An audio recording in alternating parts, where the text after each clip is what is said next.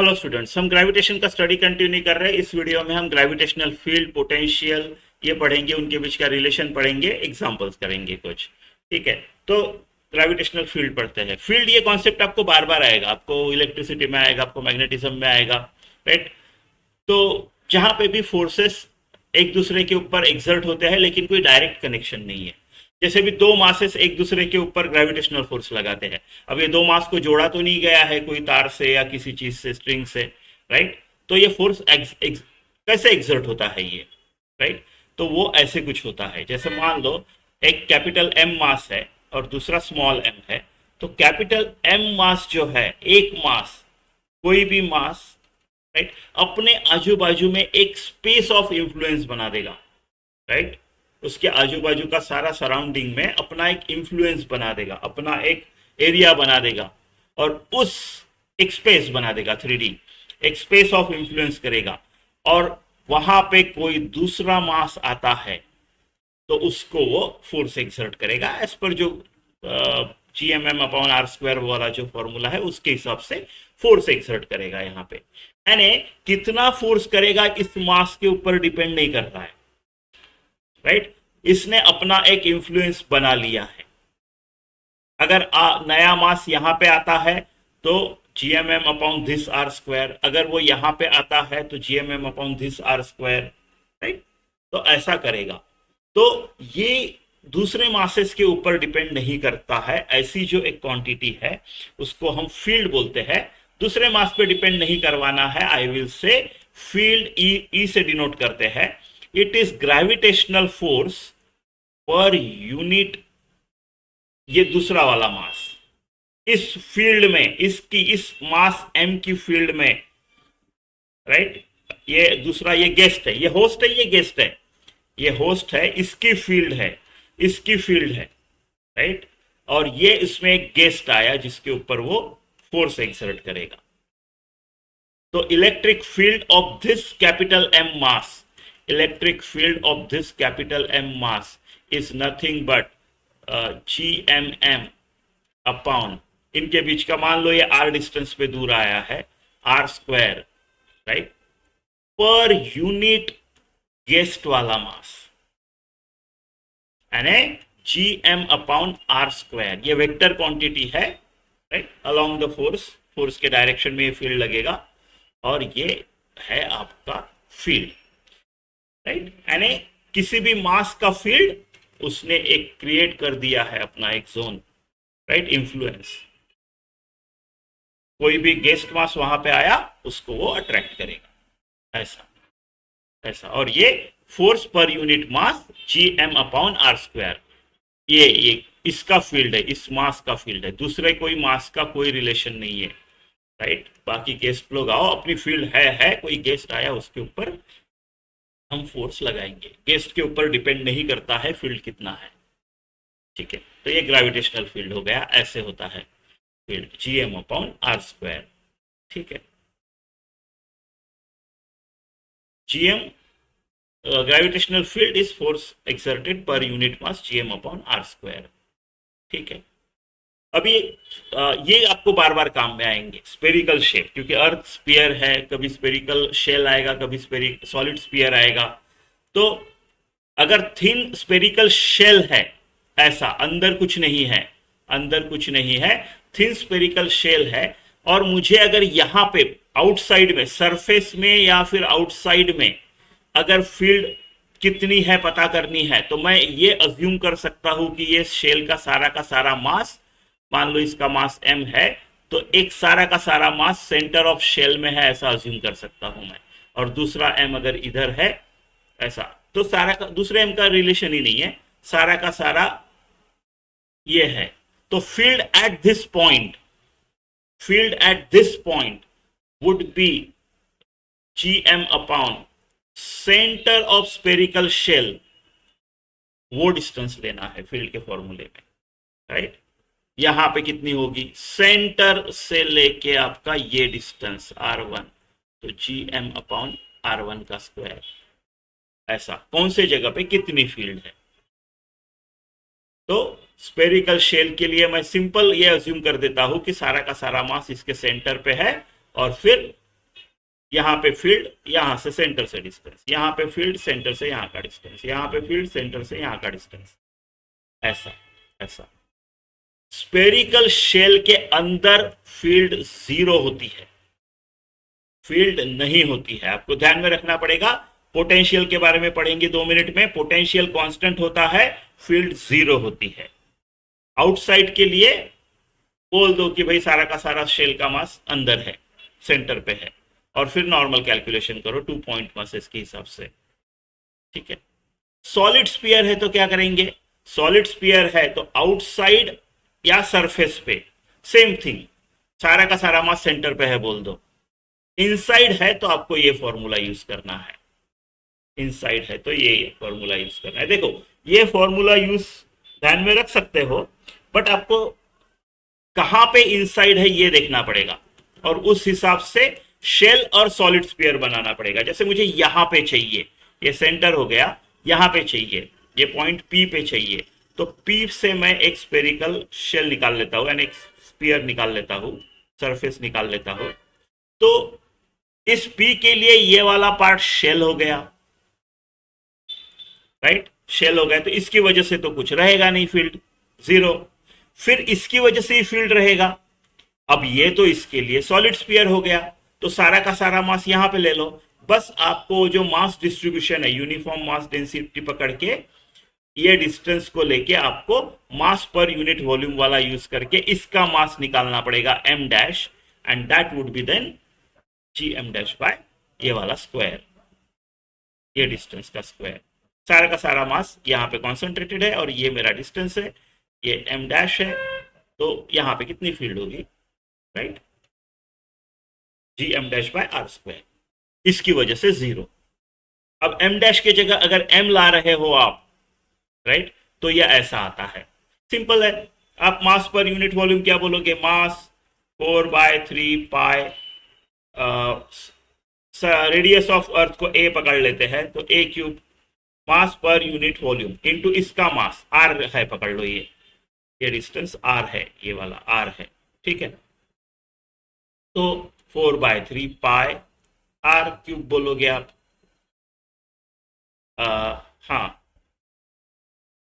तो ये आपका m डैश हो गया, और फिर आप फील्ड बोल लो, यहाँ पे क्या आएगा, जी एम डैश बाय, ये डिस्टेंस r इनके बीच का है, तो m डैश को डाल दो, तो जी एम डैश जो ये काट देते हैं 4/3 पाई, तो m a cube r cube, ये हो गया m dash by r square, ये वाला 4, राइट, एक बच गया, तो ये वाला फॉर्मूला आ गया आपका, ऐसा ऐसा। तो ये माइनस जरा टाइपिंग मिस्टेक हो गया, माइनस वगैरह कुछ नहीं है, ठीक है। तो ऐसे फील्ड है। अब फील्ड ड्यू टू कोई और शेप, रिंग वगैरह आया तो क्या करोगे, रिंग वगैरह आया तो आपको आपको इंटीग्रेशन यूज करना है, राइट। देखो ये है आपकी रिंग, एक्सियल पॉइंट, एक्सिस पे इस पॉइंट पे आपको फील्ड निकालनी है। तो आप क्या करोगे, एक छोटा सा मास लोगे यहाँ पे, इसकी वजह से कैसे आता है, फील्ड इस डायरेक्शन में आएगा, इसको अट्रैक्ट करेगा, या ऐसे आएगा, इसके दो कंपोनेंट बनेंगे, एक इधर और एक इधर, इसका सिमेट्रिक होगा, यहाँ पे एक मास, उसका ऐसा आएगा, इसका एक ऐसा बनेगा, ऐसा बनेगा, ये एक दूसरे को कैंसल आउट कर लेंगे, राइट, कैंसल आउट कर लेंगे। तो आपको आपको उस हिसाब से करना है। ये मान लो dm था, राइट, तो ये dm अपॉन ये डिस्टेंस, राइट, ये डिस्टेंस विच विल बी, ये रेडियस हो गया a, और ये मान लो r डिस्टेंस दूर है, राइट, तो root of a square plus r square, इसको z बोल लो, राइट। तो इस छोटे से के वजह से कितना आएगा वो ले लो, मान लो ये थीटा है, तो आपको सिर्फ कॉस थीटा में इंटरेस्ट है, इसमें नहीं, सिर्फ कॉस थीटा वाले ऐड करने हैं आपको, सिर्फ यही ऐड करने हैं सारे, राइट। तो इंटीग्रेशन करके कर लो, चलो कर लेते हैं क्विकली, है ना।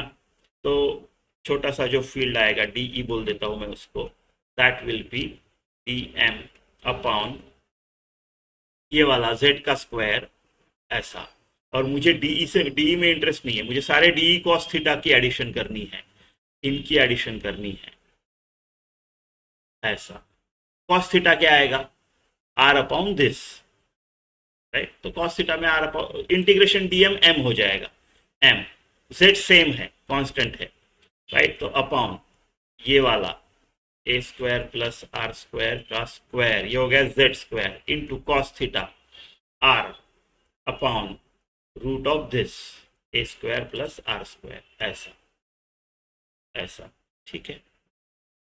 तो ये रूट निकाल दो, ए स्क्वायर आर स्क्वायर, और ये आधा 3/2 ऐसा आ जाएगा, ठीक है, ऐसा आ जाएगा।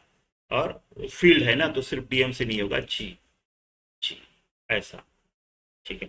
तो शेप देख के आप कर सकते हो ऐसा ऐसा। तो इसका आएगा G M R upon A square plus R square raise to power 3/2, ऐसा। पोटेंशियल क्या है? पोटेंशियल फील्ड जैसा ही है, लेकिन स्केलर काउंटर पार्ट है। फील्ड एक वेक्टर क्वांटिटी है, पोटेंशियल एक स्केलर है। वहां पे मैं अपना एक स्पेस बना रहा हूं, अपना एक इंफ्लुएंस का, ये मास एम जो है, ये अपना एक फील्ड बना के रखता है, राइट। अपना एक स्पेस ऑफ इंफ्लुएंस बना के रखता है, जहां पे कोई गेस्ट आया तो उसके ऊपर फोर्स, फील्ड। पोटेंशियल में क्या है? Potential energy, right. It will be change in potential energy पर यूनिट मास, इसको हम बोलेंगे potential. Potential will be field जैसे ही अलग अलग पॉइंट पे अलग अलग। तो potential at particular given point इस, वहां पे पोटेंशियल एनर्जी कितना है पर यूनिट मास, राइट। सिमिलर पोटेंशियल का जैसे इस मास की वजह से यहाँ पे इसका पोटेंशियल एनर्जी का अलग अलग लेवल रहेगा, और आप कहाँ पे हो उसके ऊपर आपके पास कितना पोटेंशियल है, राइट। ये इसके ऊपर डिपेंड नहीं करेगा। At this particular point, at R distance पकड़ लो, आपका पोटेंशियल होगा, यहाँ पे कितनी पोटेंशियल एनर्जी है, राइट, पर यूनिट मास।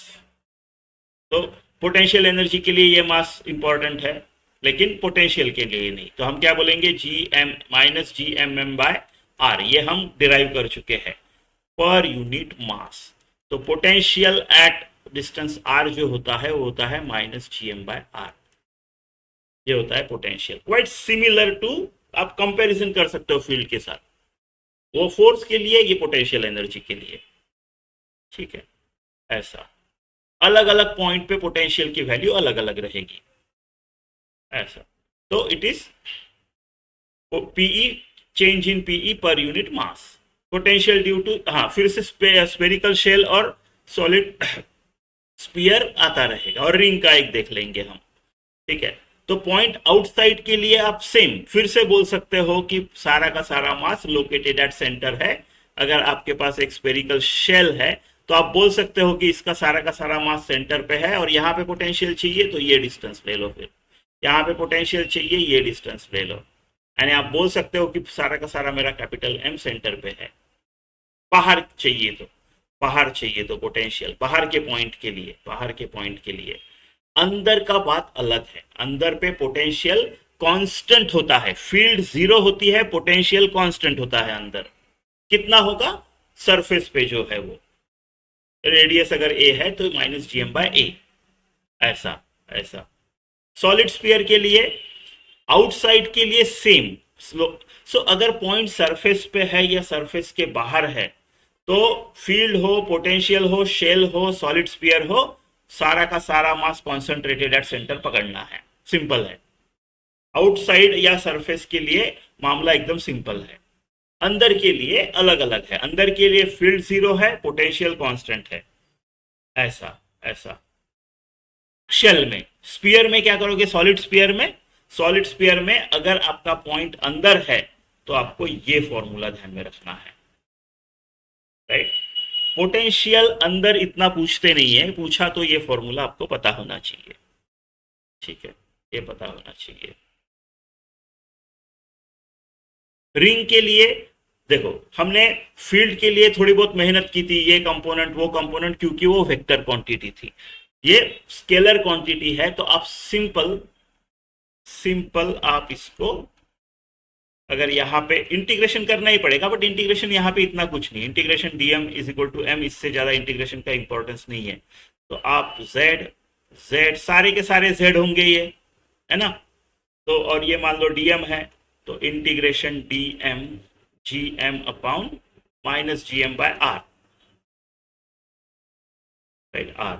तो आर तो मेरा सेम है कांस्टेंट जेड यहाँ पे, ये भी मास उतनी डिस्टेंस पे, ये भी उतनी है, ये भी उतना ही है, ये भी उतना ही है, ये भी उतना ही है जेड पे, राइट। और integration DM is DM, so minus G M by Z, और कुछ नहीं। तो पोटेंशियल में सिंपल है, राइट ऐसा। इनके बीच में रिलेशन क्या है, इनके बीच में ये एक ध्यान में रखो, बड़े काम की चीज है ये। पोटेंशियल माइनस ईडीआर, ठीक है, ईडीआर, ठीक है। या फिर आप इसको ऐसा भी बोल सकते हो, E is equal to minus DV by D R, कभी डीवी बाय डी एक्स भी लिख लेते हैं, बट एक्स और R is nothing but distance, कितना डिस्टेंस पे, है ना, जो वहां का अपना आर था वही ये आर है, minus G M by R वाला ये आर है ये, ठीक है ऐसा। ये ध्यान में रख सकते हो आप, ये ध्यान में रख सकते हो, आता है काम में, देखेंगे कुछ एग्जांपल्स, उससे क्लियर हो जाएगा, ठीक है। चलो ये क्वेश्चन देखते हैं। Inside a uniform spherical shell one the gravitational field is zero. हाँ होता है, फील्ड शेल के अंदर फील्ड जीरो होती है, पोटेंशियल कांस्टेंट होता है। The gravitation potential is zero, नहीं कांस्टेंट होता है बट जीरो जरूरी नहीं है कि जीरो हो, तो ये नहीं है, ये है। The gravitational field is same everywhere, हाँ ग्रेविटेशनल फील्ड जीरो है बट एवरीवेयर जीरो है, केयरफुल, है ना। आप बोलोगे जीरो है तो नॉट सेम एवरीवेयर, भाई हर जगह जीरो है तो सेम एवरीवेयर हुआ ना। The gravitational potential is same everywhere, ठीक है। हाँ ये भी है, कांस्टेंट होता है, सेम एवरीवेयर होता है, मतलब क्या हो गया आपका 1, 3 और 4, आपका ऑप्शन ए। चलो ये क्वेश्चन देखते हैं। Consider two solid spheres of radii r1 equal to 1 metre, r2 equal to 2 metre and masses m1 and m2 respectively. The gravitational field due to sphere 1 and 2 are shown. The value of m1 by m2 कितना है, ठीक है। तो इस graph पे देखो, इस graph पे देखो, ये वो जो फर्स्ट वाला है स्पीयर का ग्राफ, इसमें मुझे ग्रेविटेशनल फील्ड पता है 2 है, रेडियस पता है ये है, तो सरफेस पे, राइट, स्पीयर के सरफेस पे ग्रेविटेशनल फील्ड क्या होती है, जीएम बाय आर स्क्वायर, है ना। तो एम पता चल जाएगा, फिर दूसरे का भी वैसा ही है और निकाल लेंगे, ठीक है। देखो कोई भी स्पीयर से अंदर के तरफ जो सेंटर में जीरो होती है ग्रेविटेशनल फील्ड, और जो अंदर होती है वो ये जो डिस्टेंस है आर, राइट, ये जो डिस्टेंस है आर, इसको लीनियरली प्रोपोर्शनल होती है। इनसाइड सॉलिड स्पीयर के लिए, ये सॉलिड है, इनसाइड सॉलिड स्पीयर के लिए जो आपकी ग्रेविटेशनल फील्ड होती है वो कुछ तो ऐसी होती है, G M by R cube, radius का क्यूब, और ये आर, ये जो डिस्टेंस सेंटर से लेके अगर यहाँ पे चाहिए तो ये आर, यहाँ पे चाहिए तो ये आर, ऐसे लीनियरली वेरी होती है। सरफेस पे मैक्सिमम होती है, सरफेस पे जो होती है E is equal to G M by R square, और आउटसाइड पे वेरी होती है G M upon R plus H, यानी सरफेस से कितनी दूरी वैसा, ठीक है। ये ऐसे ही जनरल डिस्कशन कर लिया, लेकिन सरफेस पे मुझे पता है, तो सरफेस पे E is equal to G M upon R square, तो E1 G M one upon R one का स्क्वायर, तो E1 मुझे पता है 2 है, जी ठीक है ऐसे ही रखते हैं, M1 निकालना है, R1 यानी 1 है, तो मेरा M1 क्या आएगा, है ना, या फिर जी एम वन जो है वो 2 आएगा। सिमिलरली मेरे को जी एम टू मिल जाएगा अभी, E2 is equal to G M two upon R2 का स्क्वायर, है ना। ये आर रेडियस है तो चलो कैपिटल लिख लेते हैं, R2 का square,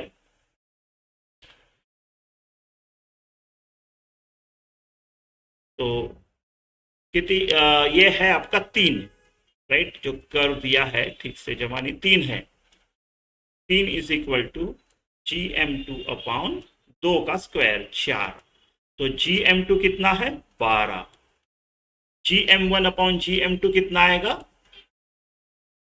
which is equal to M one upon M two, वो आ जाएगा 2 अपॉन 12, 1/6, आपका ऑप्शन बी। ये क्वेश्चन देखते हैं। A solid sphere of mass m and radius a is surrounded by uniform concentric spherical shell of thickness 2a and mass 2m। The gravitational force at distance 3a from the centre. तो मेरे पास एक solid sphere है जिसका mass m है, radius a है, ऐसा, और इसके it is surrounded by spherical shell of thickness 2a। यानी ये अगर मेरा a है तो ये मेरा 2a है, यानी सेंटर से लेके अगर बाहर देखूं तो 3a है। मुझे gravitational field at a distance of 3a, यानी इधर ही, इधर पकड़ लो, इधर मुझे ग्रेविटेशनल फील्ड चाहिए। कितना है ये पॉइंट पे, सरफेस पे, सरफेस पे, ठीक है।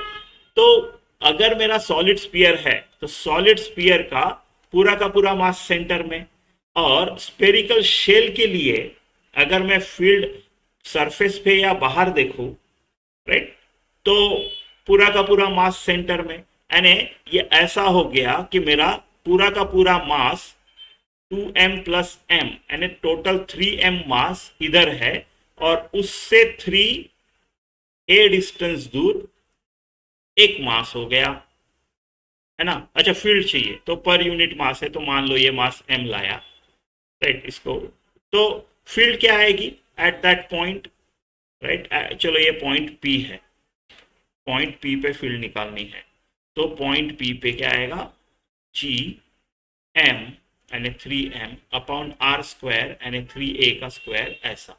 तो ये आ गया gm अपॉन 3a स्क्वायर, आपका ऑप्शन सी।